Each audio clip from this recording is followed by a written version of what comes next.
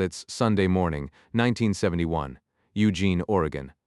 Bill Bowerman sat at the breakfast table across from his wife Barbara, staring at the waffle iron between them. He had been awake for hours, thinking about soles. Not souls. Soles, the rubber kind. Hayward Field was switching from cinder to an artificial surface, and his runners needed something that could grip it without metal spikes. He had tried everything: glued on rubber nubs, fish skin, pieces of old tires. Nothing worked the way he wanted. He looked at the waffle iron. Then he got up, went to the garage, came back with a can of liquid urethane, and poured it directly into his wife's waffle iron. The urethane fused to the cast iron and welded it shut. Barbara Bowerman did not get a replacement, but her husband had his pattern: a grid of small rubber studs, lightweight, flexible, and grippy enough to hold on any surface. He would spend the next 3 years refining it. When he was finished, he had the most important sole in the history of athletic footwear. This is the story of Nike, and it starts with a lie told in a Japanese boardroom. It's in November 1962. A 24-year-old American accountant named Phil Knight walked into the offices of the Onitsuka Company in Kobe, Japan. He had no appointment. He had no business card. He had spent his savings on a round-the-world trip after finishing his MBA at Stanford, and Kobe was a stop he had planned for one specific reason. Onitsuka made Tiger running shoes, and Knight believed they were good enough to compete with Adidas and Puma in America. The executives invited him to sit down and asked a reasonable question: "What company do you represent?" Knight did not have a company. He had a paper he had written for a Stanford class, arguing that cheap Japanese shoes could undercut expensive German ones. In that moment, sitting across from men who were waiting for an answer, he invented a name: Blue Ribbon Sports. It sounded American. It sounded real. It was neither. By the end of the meeting, Knight had secured distribution rights for Tiger shoes in the western United States. He walked out of the building as the sole representative of a company that existed only in his head. The shoes took over a year to arrive. When they finally did, Knight mailed 2 pairs to his former track coach at the University of Oregon, a man named Bill Bowerman. Knight was hoping for a sale, maybe a kind word he could use in marketing. Instead, Bowerman called and said he wanted in. Not as a customer, as a partner. He wanted to help design the shoes. Bowerman was the kind of person you did not say no to. He had fought in World War II as a major in the 10th Mountain Division in Italy, negotiated the surrender of German forces near the Brenner Pass, and come home with a Silver Star and 4 Bronze Stars. After the war, he took over the Oregon track program and turned it into the most dominant distance running machine in the country. But what made Bowerman unusual was not his coaching record. It was his obsession with weight. He believed with the conviction of a man who had tested the theory thousands of times that lighter shoes made faster runners. And he was willing to destroy anything in his kitchen to prove it. Bowerman made shoes by hand. He would buy Adidas and Puma models, take them apart piece by piece, weigh every component, and rebuild them with less material. He tested the results on his own athletes. If a runner went faster, the modification worked. If not, he tried something else. His home workshop looked like a shoe factory operated by someone who had no interest in selling shoes, only in making them way less. Otis Davis, one of his Oregon runners who went on to win 2 gold medals at the 1960 Rome Olympics, later said he was the first person Bowerman made shoes for.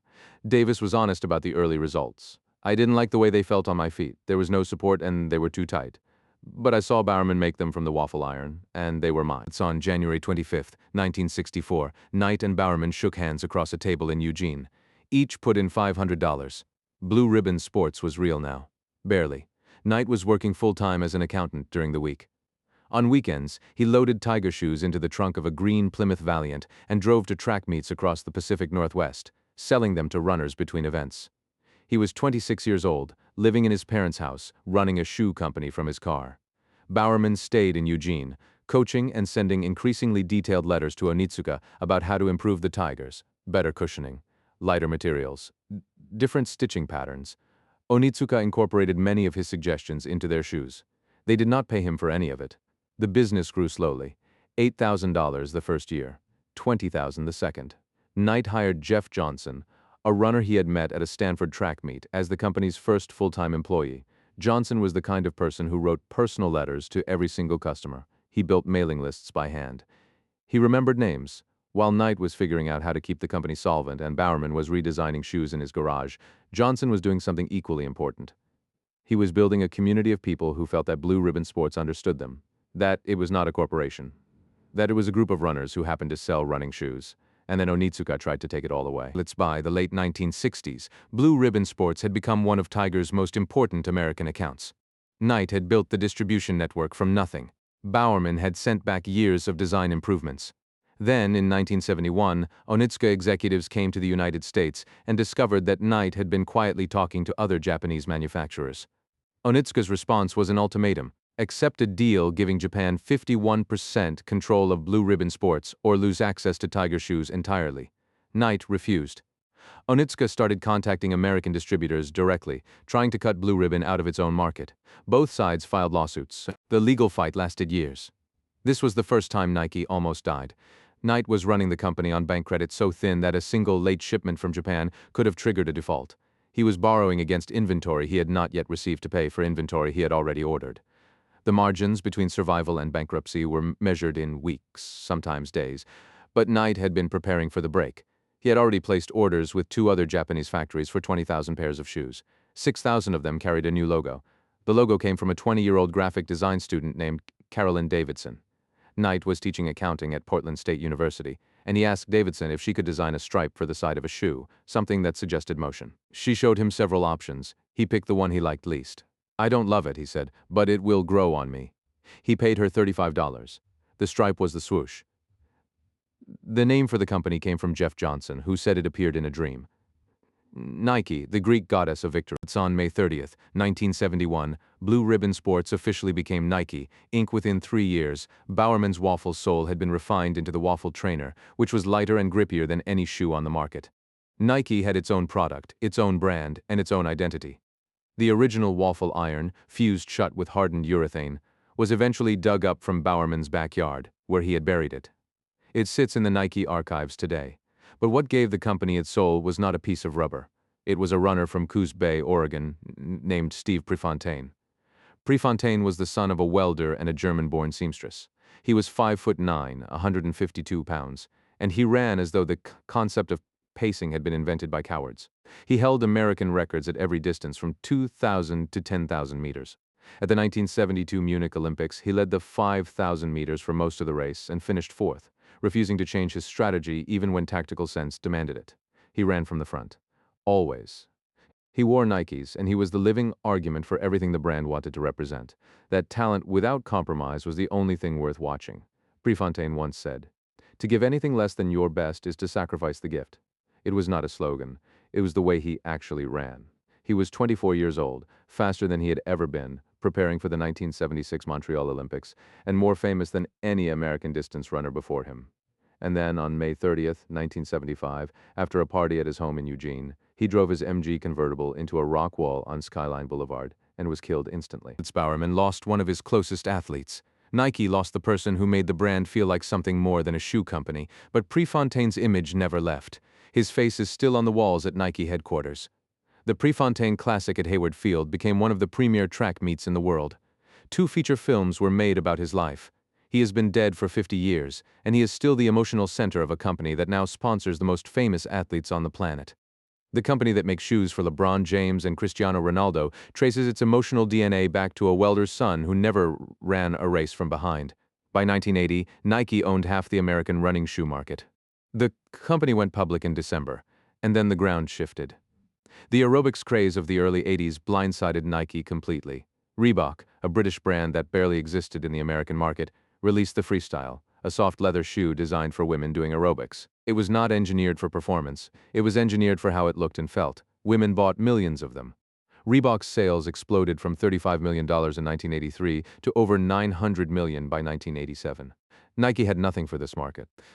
The company had been built by a track coach who thought about grip coefficients, not fashion. Knight later admitted they had been arrogant, dismissing aerobics as a fad and women as a secondary market. Revenue plateaued. The stock dropped. Nike laid off hundreds of employees. This was the second time Nike almost died. The rescue came from a sport Bill Bowerman had never cared about, basketball. It's in 1984, a sports marketing executive named Sonny Vaccaro walked into Nike headquarters with a proposition. Vaccaro had spent years building Nike's presence in college basketball by paying coaches to outfit their teams in swoosh gear. He understood the talent pipeline better than anyone at the company, and he had been watching a 21-year-old guard from the University of North Carolina named Michael Jordan. Vaccaro did not think Jordan was merely a good player. He believed Jordan was the kind of athlete who could carry an entire brand. He told Knight they should bet everything on him. The Problem was that Jordan did not want Nike. He was loyal to Adidas. He wore Adidas. His agent, David Falk, had approached Adidas first, but the German company was not interested in building a signature shoe around a rookie who had not played a single professional game. They offered a standard endorsement deal. Converse, which already had Larry Bird and Magic Johnson, saw no reason to invest heavily in yet another player.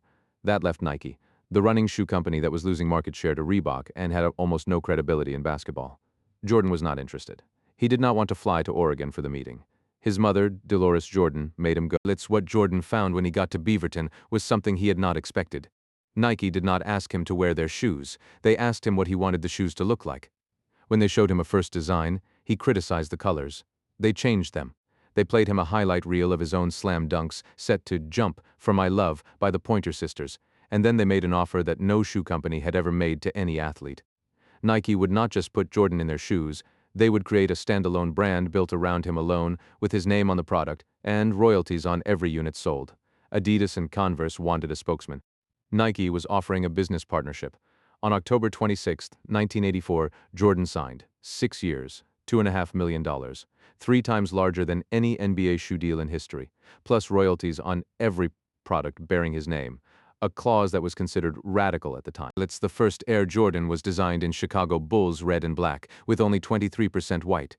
The NBA required 51% white. The league fined Jordan $5,000 every game.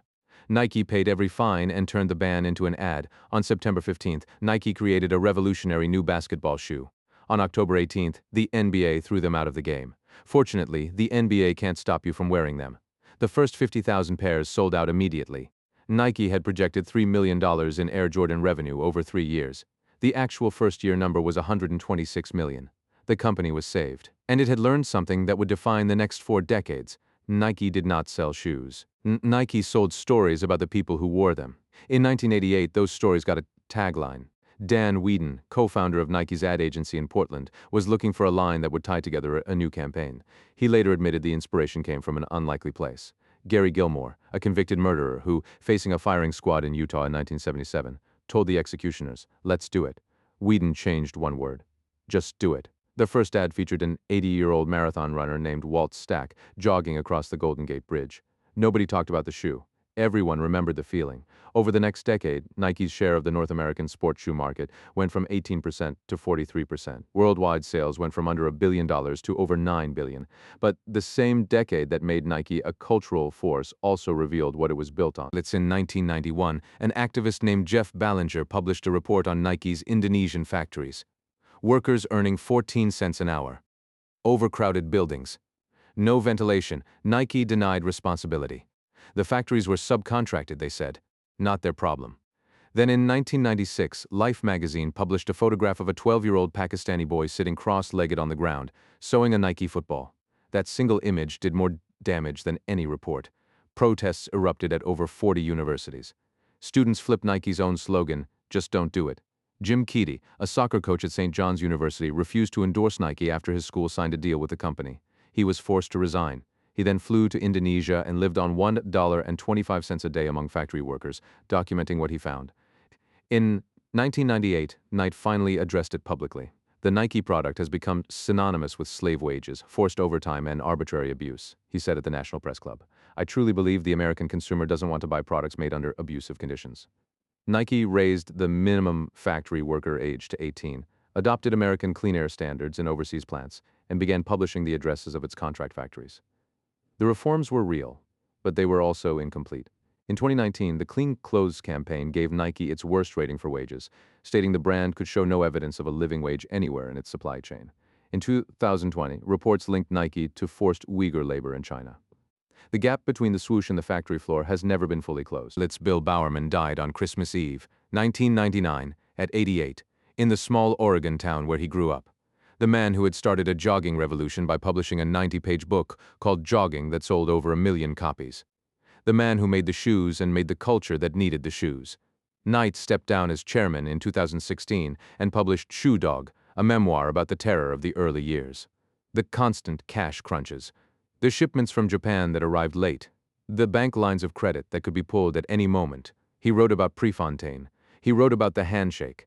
The book became a bestseller because it told the truth that the swoosh usually hides, that the whole thing nearly fell apart over and over again, and it survived anyway. On January 25, 1964, a track coach and a former miler shook hands in Eugene, Oregon, and each put in $500. They had no factory, no logo, no slogan, and no idea that what they were starting would become the largest sportswear company on earth. It started with a waffle iron and a handshake. The waffle iron is in the archives. The handshake built everything else.